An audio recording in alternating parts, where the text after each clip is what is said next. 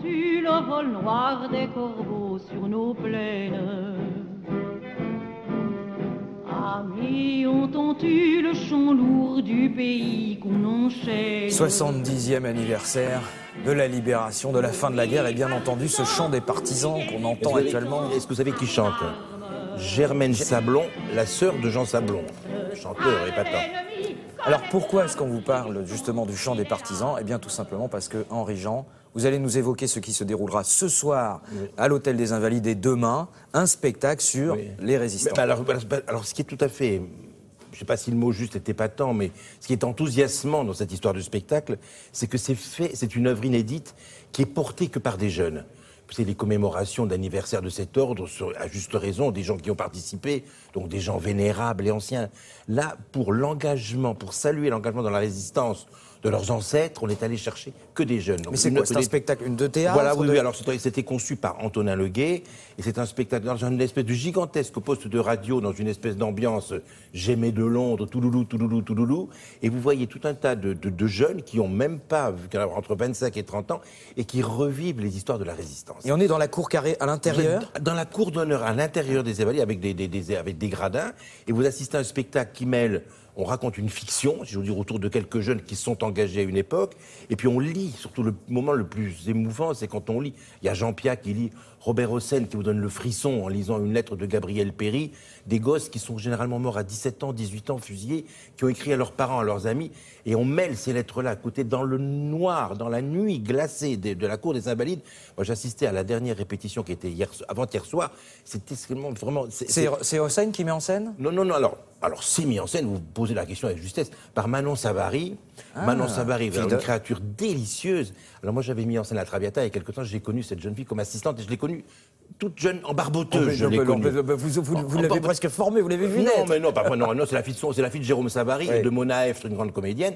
Donc elle a mis en scène un opéra, mais c'est sa première grande mise en scène, si j'ose dire, avec des comédiens qui jouent, qui mêlent les archives de l'INA, qui mêlent les évocations, les interprétations. Il y a des acteurs sur scène, Thierry Frémont, Bruno Solo. Donc c'est un spectacle épatant. Je vous invite, c'est émouvant surtout, parce que ça parle de l'engagement dans toutes les formes de résistance contre un pouvoir tortionnaire, voilà, et difficile.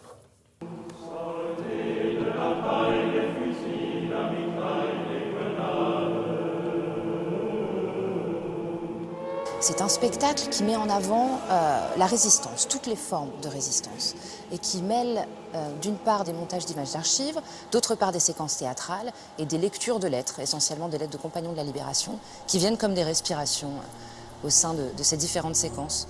Je me sens fort pour affronter la mort. Ma plus grande peine est de mourir loin de vous. Les séquences théâtrales racontent l'histoire d'un groupe de très jeunes résistants qui s'appelle le groupe Guy Moquet et qui, suivant uniquement l'appel du général de Gaulle venant d'un tout petit poste de radio de l'institutrice du village, ont décidé de refuser l'ordre établi en n'étant ralliés à aucun groupe organisé. Ici, non.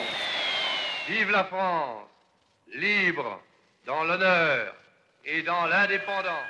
Cette voix, c'est notre voix. Elle rassemble tous ceux qui n'acceptent pas. Il faut récupérer les armes avant qu'il soit trop tard. C'est totalement un hommage à la jeunesse, un hommage à tous ces jeunes résistants. On aimerait réellement que le public dans la salle et que les très jeunes gens qui viennent voir ce spectacle puissent se sentir concernés.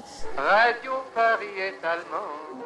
Sur les murs et sur les pavés, faites des V, mais vous pouvez faire enlever les doriformes, et sans remords, et sans danger. Le fait de jouer ce spectacle aux Invalides est absolument fascinant et ça nous donne une énergie folle. C'est vrai qu'on est justement dans le temple de la résistance, dans le temple des anciens combattants. Et c'est tout particulier pour nous dans la mesure où il reste extrêmement peu de compagnons de la Libération aujourd'hui et qu'on a aussi envie que ce spectacle puisse être un hommage rendu aux derniers compagnons de la Libération. On a la chance d'avoir un casting absolument incroyable. Pour nous, Jacques Weber a enregistré une voix, Robert Hossein a enregistré une voix absolument bouleversante. Que mes amis sachent que je suis resté fidèle à l'idéal de toute ma vie.